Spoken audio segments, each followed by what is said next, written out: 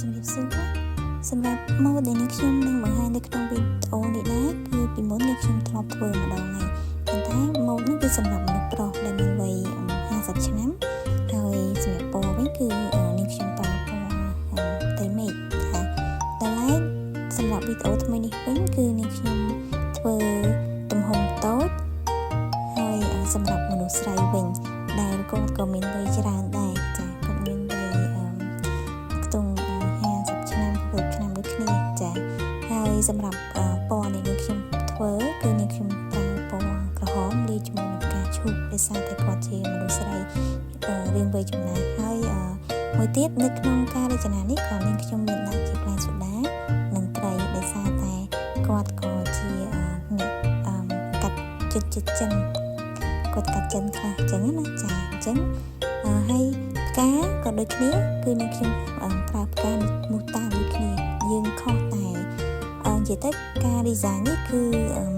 យើងខុសតែទំហំហើយនឹងចំនួនផ្កានិងពណ៌ផ្កាចាអញ្ចឹងចាំមើលមើលថាតើនៅចុងបញ្ចប់នៃការរចនារបស់នាងខ្ញុំពីនំទំហំធំមកនំទំហំតូចតើវាមានផ្កាខុសប្លែកគ្នាប៉ុណ្ណាហើយសម្រស់វិញនៅតែអាចទទួលយកបានដូចជានំធំឬក៏អត់ចាដោយសារតែនំទំហំធំនេះខ្ញុំបានធ្វើលោកមុនហ្នឹងគឺមានអ្នក view ច្រើនមែនតើរហូតដល់1លាន view ចាអញ្ចឹងតោះយើងចាំមើលទាំងអស់គ្នាថាតើនៅពេលដែលយើងខ្ញុំធ្វើរួចរាល់ហើយការរចនាពីទំហំធំមកទំហំតូចនេះគឺវាមានលក្ខណៈខុសប្លែកគ្នាយ៉ាងម៉េចដែរចាអរគុណសូមអញ្ជើញទស្សនា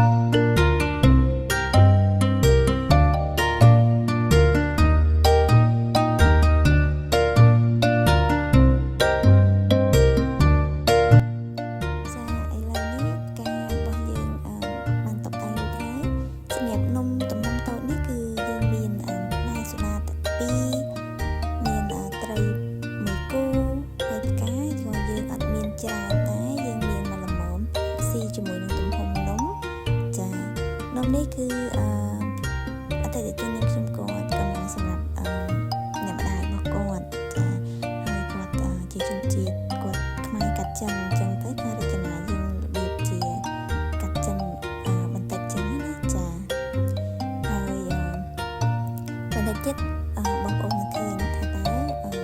របៀបនំធំហើយនិងនំតូចវាខុសគ្នាពីយ៉ាងម៉េចចានៅខាងក្រោមគឺជាទំហំធំដែលនាងខ្ញុំធ្វើពីមុនធ្វើសម្រាប់ជូនមនុស្សប្រុសដែលយើងប្រើពណ៌ផ្ទៃមេឃហើយនំខាងលើគឺជានំដែលនាងខ្ញុំបានធ្វើនៅក្នុងវីដេអូនេះចាបងប្អូនអាចទស្សនាបានថាតើគម្លាតនិងការរចនាពីនំធំទៅតូចនោះខុសគ្នាយ៉ាងម៉េចហើយតកតងជាមួយនឹងសម្រស់វិញនៅតែស្អាតដូចគ្នាឬក៏អត់ដែរចាអរគុណសម្រាប់ការទស្សនាហើយបើសិនជាមានយោបល់អីអាច comment ប្រាប់នាងខ្ញុំបានហើយសម្រាប់បងប្អូនដែលមានបំណងចង់រៀនក៏អាចទៅមកខាងនាងខ្ញុំបានដែរសម្រាប់ព័ត៌មានបន្ថែមទៅលើការរៀនណាចាអរគុណម្ដងទៀតជម្រាបលា